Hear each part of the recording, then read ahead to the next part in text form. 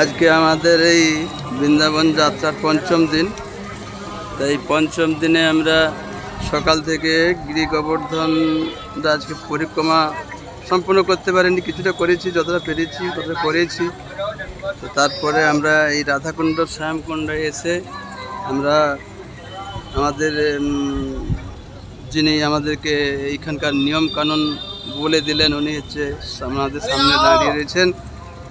তিনবার রাধাকুণ্ডে স্নান করলাম, তারপরে আবার তিনবার শ্যামকুণ্ডে স্নান করলাম, তারপরে আবার এখানে বৈষ্ণবের ব্রজবাসীর চরণধুলি নেওয়ার পরে তারপরে লাস্টে রাধাকুণ্ডে স্নান করে আমরা ফ্রেশ হয়ে এবার আমাদের পিতৃপুরুষের উদ্দেশ্যে, রাধারানীর উদ্দেশ্যে, শ্রীকৃষ্ণের উদ্দেশ্যে এবং ব্রজবাসী ব্রজমণ্ডলের উদ্দেশ্যে আমরা ছোট্ট করে একটা পূজা দিলাম।